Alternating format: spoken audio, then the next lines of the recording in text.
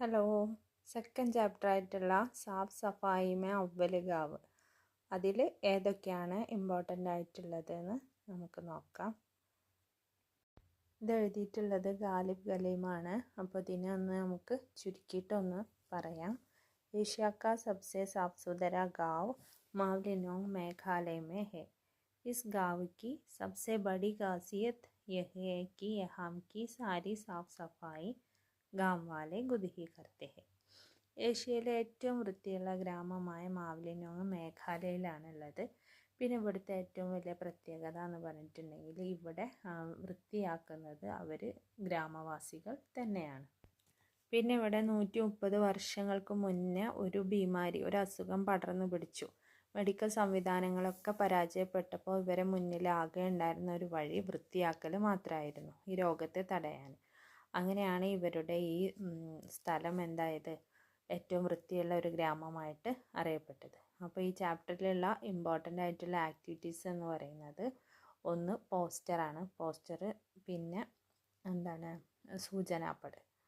അങ്ങനെ ഇത് രണ്ടാണ് ഇതിൽ ഇമ്പോർട്ടൻ്റ് ആയിട്ടുള്ളത്. അപ്പോൾ അത് രണ്ടും നമുക്ക് പറയാം.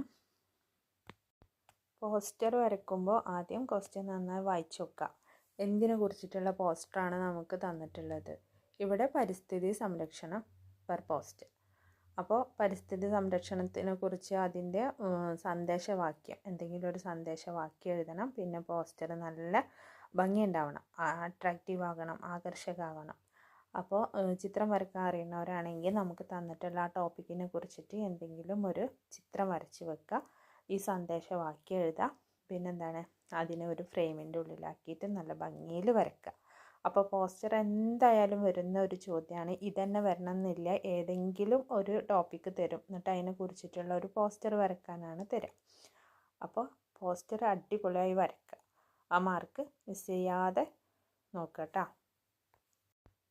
അടുത്തതാണ് സൂചനാപ്പട്, ഇൻഫോർമേഷൻ ബോർഡ്. നമ്മൾ ആക്ടിവിറ്റിയിൽ പഠിച്ചു, ടൂറിസ്റ്റുകൾ വരുമ്പോൾ മാവ്ലിനോങ്ങിൽ കാണുന്ന ഇൻഫോർമേഷൻ ബോർഡ് ഏതൊക്കെയാണെന്ന് അല്ലേ. അപ്പോൾ ഇങ്ങനെ ഒരു ബോർഡ് പോലെ വരച്ചിട്ട് അതിൻ്റെ ഉള്ളിൽ എഴുതാം യഹാ പ്ലാസ്റ്റിക് പൂരി തരഹസെ പ്രതിബന്ധിത ഹെ. പിന്നെ എന്തൊക്കെ എഴുതാൻ പറ്റും അതൊക്കെ എഴുതാം കേട്ടോ. അതിലേതെങ്കിലും ഒന്ന് എന്തായാലും പഠിച്ചു വെക്കുക. പിന്നെ നിങ്ങളെ ഭാവനക്കനുസരിച്ച് ക്വസ്റ്റ്യനിൽ എന്താണ് തന്നിട്ടുള്ളത്, എന്തിനെ കുറിച്ചിട്ടുള്ള സൂചനാ ബോർഡാണോ എഴുതാൻ പറഞ്ഞിട്ടുള്ളത് അതിനനുസരിച്ച് എഴുതാം. മാവ്ലിനോങ് ഏഷ്യ കാ സബ്സെ സാഫ് സുഥര ഗാവ്, അങ്ങനെയൊക്കെ എഴുതാൻ പറ്റും. എല്ലാം അടിപൊളിയാക്കി എഴുതാം. ഇത് കഴിഞ്ഞ പ്രാവശ്യം ഈ ചാപ്റ്ററിൽ നിന്ന് വന്നിട്ടുള്ള ക്വസ്റ്റ്യൻസ് ആണ്. ആ പാരഗ്രാഫ് വായിച്ചു നോക്കിയിട്ട് അതിൻ്റെ അടിയിലത്തെ ക്വസ്റ്റ്യന് ആൻസർ ചെയ്യാം കേട്ടോ.